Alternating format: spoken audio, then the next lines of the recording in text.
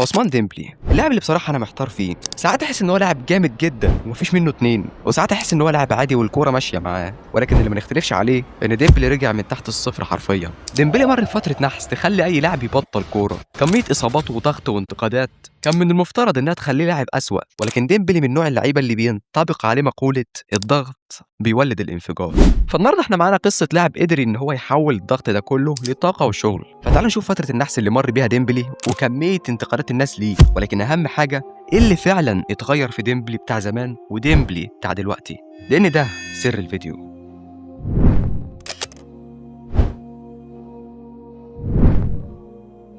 السلام عليكم ورحمة الله وبركاته صديقي المشاهد، أهلا بك في قناة مايند سيت اف سي. فكرة القناة بكل بساطة إن إحنا بنستخرج المعلومة من القصص الكروية، فلو أنت لاعب كورة اشترك في القناة، ولو أنت بتحب القصص الكروية اشترك في القناة، ولو أنت مش عايز حاجة غير إنك تستمتع وتاخد شوية دوبامين اشترك برضه في القناة. طيب قبل ما أبدأ الفيديو حابب أوضح حاجة مهمة، أي معلومة أي كلمة بقولها في أي فيديو سواء كانت نصيحة أو قصة فأنا ما بخترعهاش من دماغي، أنا ببحث وبجيب المعلومة وبقولها لكم بأفضل طريقة ممكنة. وكمان حاجة تانية اللي كنت عايز أطلب منكم طلب، أنا عندي حلم إن أنا في يوم من الأيام أخلي قناة مايند سيت اف سي عباره عن شركه رياضيه كبيره، علشان نعمل شيء زي ده لازم يبقى عندنا جمهور قوي، فريق ما تكسلش في الدعم لانه بيفرق معانا جدا. في صيف 2017 برشلونة كان بيدور على لاعب يعوض رحيل نيمار، والاختيار بكل بساطة وقع على شاب فرنسي عنده 20 سنة بس، عثمان ديمبلي. لاعب سريع مهاري والناس كانت شايفة انه واحد من اكبر المواهب الصعبة في الفترة دي. برشلونة راح دفع فيه مبلغ ضخم جدا 105 مليون يورو تقريبا، والضغط كان واضح من اول يوم. ديمبلي كان لازم يثبت ان هو يستحق ان هو يكون في مكان زي برشلونة، وديمبلي فعلا بدأ بشكل مبشر. اول ماتش ليه مع برشلونة كان يوم 9 سبتمبر 2017 ضد نادي اسبانيول. ديمبلي وقتها صنع هدف للويس سواريز وساهم في الفوز بخماسية مقابل لا شيء. البداية كانت كويسة مثالية، أول مباراة أسيست وجمهور برشلونة بدأ يحلم، ويمكن ديمبلي نفسه كان فاكر إن أصعب جزء خلاص خلص، لكنه ما كانش يعرف إن أصعب جزء لسه هيبدأ. بعد أسبوع واحد بس في يوم 16 سبتمبر برشلونة لعب ماتش تاني ضد ختافي، وفي الدقيقة 29 ديمبلي وقع في الأرض فجأة، وبعد الفحص اتضح إن ديمبلي اتصاب بتمزق، والمشكله ان هو مش هيغيب اسبوع ولا اتنين، لا ده هيغيب 4 شهور كاملين. يعني تخيل معايا كده اللاعب اللي لسه داخل برشلونه من كام اسبوع بقى فجاه بيتفرج على الفريق من بره، والغياب مش اسبوع ولا اتنين، حوالي 4 شهور. اول موسم لديمبلي في برشلونه بدا يتحول من حلم لمعركه، لكن ديمبلي رجع تاني بعد حوالي 3 شهور ونص بس، وكان المفروض تكون دي بدايه لنهايه الكابوس، لكنه ما كانش يعرف ان دي مش اخر مره هيضطر فيها يبدا من جديد. بعد 11 يوم بس من عوده ديمبلي اتصاب اصابه تانية في الفخذ وغاب حوالي شهر، ولكن رجع مره تانية وبدا يحاول يثبت نفسه وسط فريق مليان نجوم والضغط عليه كان كبير. لكن المشكله ان كل ما كان يبدا ياخد خطوه لقدام كان جسمه يرجعه خطوتين لورا. وفي موسم 2018 2019 بدا ديمبلي يظهر جزء من الموهبه اللي خلت برشلونه يدفع فيه كل الفلوس دي، سواء كان من ناحيه السرعه او المراوغات أو الأهداف. وفي لحظات ديمبلي كان بيخلي الناس تفتكر ليه برشلونة اختاروا من الأساس، لكن في نفس الوقت بدأت تظهر مشكلة تانية، الاستمرارية. ديمبلي كان ممكن يقدم ماتش يخليك تحس إنه لاعب عالمي وبعدها يختفي أو يتعرض لمشكلة جديدة. وفي ديسمبر 2018 حصل موقف زود الضغط عليه. أنت كلاعب كورة في مكان محترف قبل ما تغيب عن تمرين أو تتأخر لازم تاخد إذن من المدرب أو النادي، ما بالك واحد بيلعب في برشلونة اتأخر أكتر من ساعتين عن التدريب واضطر أمن النادي يروح يدور عليه في بيته. الموضوع ما كانش مجرد تأخير بس، لأنه في نفس الفترة كانت في انتقادات متزايدة لطريقة تعامله مع حياته كلاعب محترف، وبدل ما الناس تتكلم عن موهبته بس بدأوا يتكلموا عن انضباطه. وهنا المشكلة بقت أكبر، لأن الإصابات بتحصل لأي لاعب، لكن لما الإصابة تتجمع مع عدم استقرار وانتقادات الجمهور بيبدأ يسأل هل ديمبلي فعلا هيقدر يحقق كل اللي توقعناه منه؟ ومع بداية موسم 2019 2020 الإجابة بقت أصعب. ديمبلي اتصاب تالت إصابة ليه مع برشلونة، إصابة في أوتار الركبة، ولا ما اكتفاش بكده، بعدها اتصاب إصابة عضلية تانية، وبعدها إصابة جديدة خليته يبعد عن الملاعب حوالي 10 أسابيع، وكل مرة كان بيرجع فيها كان لازم يبدأ من جديد. لكن في فبراير 2020 جت الضربة الأصعب، ديمبلي اتصاب بتمزق كامل في وتر العضلة الخلفية، وللأسف اضطر إن هو يعمل عملية جراحية. الموسم كان انتهى بالنسبة له. طيب خلينا نقف هنا ونفكر شوية، كمية الإصابات اللي اتصابها ديمبلي لحد دلوقتي ما تتعدش، ولسه هيتصاب تاني وتاني، ولكن من الواضح إن ديمبلي زمان ما كانش عنده التزام، سواء كان المواقف اللي حصلت أو الإصابات المتكررة، فده هيدل إن هو فعلا ما عندوش التزام في حياته أو مش عايش حياة لاعب كورة. وديمبلي ما كانش بيحاول بس يرجع كلاعب كورة، لكنه كان بيحاول يرجع لنفس الحلم اللي بدأ بيه، ولكن كل مرة كان في شيء بيوقفه، الإصابة. مع كل إصابة السؤال كان بيكبر، هو ديمبلي لسه يقدر يرجع، ولا اللاعب اللي برشلونة دفع فيه ملايين هيفضل مجرد موهبة ضاعت بسبب الإصابة وعدم الاستقرار؟ اولا شيء لازم نعرفه ان ديمبلي كان موهوب فعلا، يعني هو مش ناقصه موهبه، ولكن الاصابات هي اللي صعبت الطريق عليه. ولكن برضه انت ممكن تقول ان ديمبلي ملوش دخل في الاصابات، بس ديمبلي الواضح في قصته ان هو في البدايه ما كانش ملتزم. فاحنا هنا بدانا نفهم جزء من السر اللي غير عثمان ديمبلي. في اللحظة اللي ناس كتير بدأت تفتكر إن ديمبلي خلاص انتهى، ديمبلي رجع وعاد بعد حوالي 192 يوم من الغياب، لكن المرة دي الرجوع كان مختلف شوية. وفي موسم 2021 بدأ عثمان يدي أول إشارة إن القصة لسه ما خلصتش. ديمبلي لعب حوالي 24 ماتش مع برشلونة وسجل 11 هدف، وبدأ فعلا يستعيد مستواه وسرعته وثقته في الملعب. لكن المشكلة اللي كانت بتطارده لسه موجودة، الإصابات. في صيف 2021 مع منتخب فرنسا في اليورو اتصاب في ركبته واضطر ان هو يعمل عمليه تانية وغاب حوالي 4 شهور. طيب لو قلت لك دلوقتي عد كم الاصابات اللي اتصابها ديمبلي هتعرف؟ اكتب لي تحت في الكومنتات. ولكن ديمبلي رجع تاني في شهر نوفمبر، وبعدها بفتره قصيره الاصابه رجعت من جديد، ركبته وبعدين اوتار الركبه وبعدين يغيب تاني، وكل مره كان ديمبلي بيحاول يبني نفسه من جديد كان في حاجه بتهده. لكن وسط ده كله حصل تغيير مهم، تشافي وصل برشلونه. تشافي من اول ما وصل كان شايف حاجه مختلفه في ديمبلي. ناس كتير كانت شايفه لاعب عنده موهبه ضخمه لكن مش قادر يستغلها باستمرار، لكن تشافي شاف لاعب ممكن يكون سلاح اساسي وبدا يديه الثقه.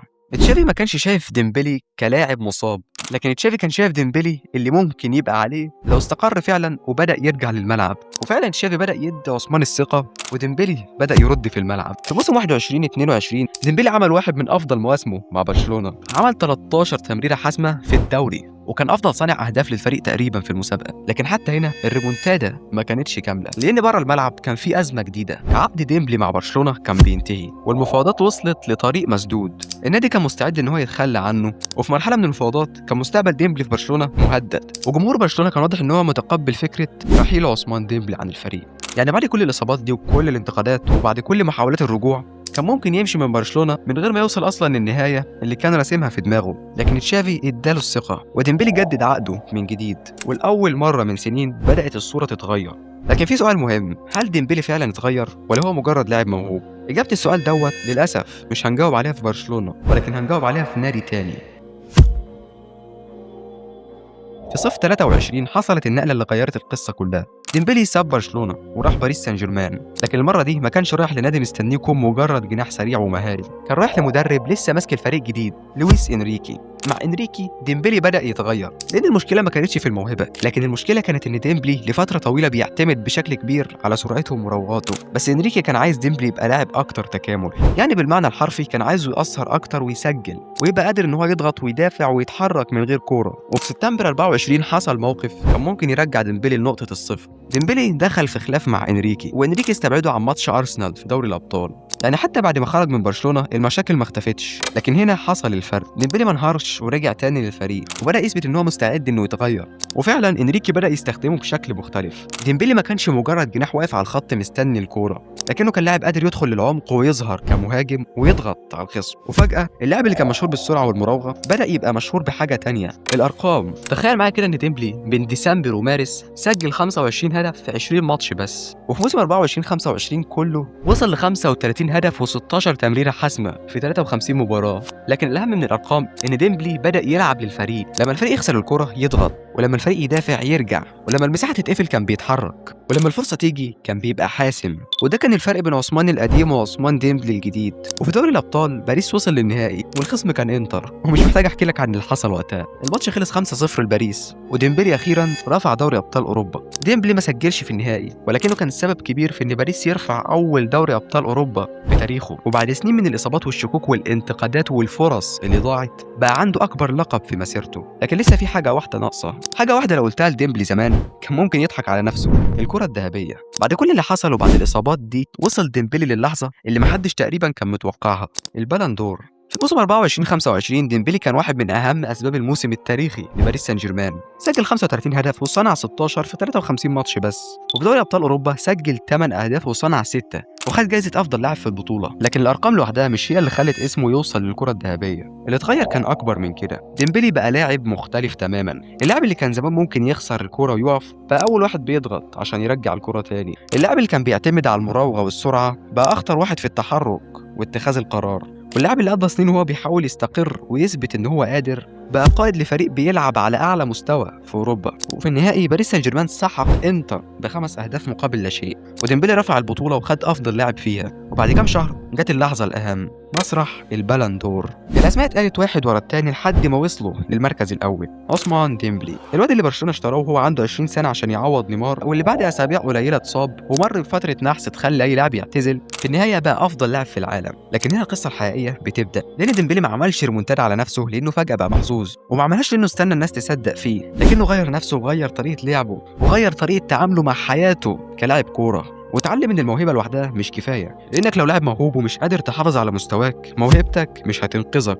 وديمبلي احتاج سنين عشان يفهم الكلام ده، وانا جيت لخصت لك الكلام ده في حوالي 10 دقايق. لكن اهم جزء في قصه ديمبلي مش عدد الاهداف اللي سجلها ولا حتى الكره الذهبيه، اهم جزء هو ايه التغيير اللي حصل في ديمبلي، لان ديمبلي نفسه اعترف ان هو اتغير فعلا، خصوصا في مركزه وطريقه لعبه، وده مهم جدا، لان ديمبلي القديم كان معروف بشكل اساسي بالسرعه والمراوغه، لكن مع لويس انريكي بدا يلعب بشكل مختلف وبقى عنده حريه اكبر انه يدخل للعمق ويسجل ويساعد الفريق حتى لما الكوره ما تكونش معاه. يعني بدل ما يكون السؤال ازاي اخلي نفسي اظهر، بقى السؤال ازاي ابقى مفيد للفريق، وده تغيير ضخم جدا. احيانا انت مش محتاج تطور نفسك في الحاجه اللي انت اصلا موهوب فيها، لكنك بتبقى محتاج تتعلم حاجه جديده تماما. ديمبلي كان عنده السرعه والمراوغه والموهبه، لكنه كان محتاج يبقى اكتر استمرار وتاثير في الملعب، وعشان كده هو ما حاولش يرجع نسخه ديمبلي القديمه اللي كانت موجوده في برشلونه، لكنه بنى نسخه جديده من نفسه. وده هو اهم درس في القصه كلها. لو انت وقعت ما تحاولش ترجع لنفس الشخص، لكن اسال نفسك ايه اللي كان ناقصني وبعدين اشتغل عليه. لان الريمونتادا الحقيقيه مش انك ترجع للمكان اللي انت كنت فيه،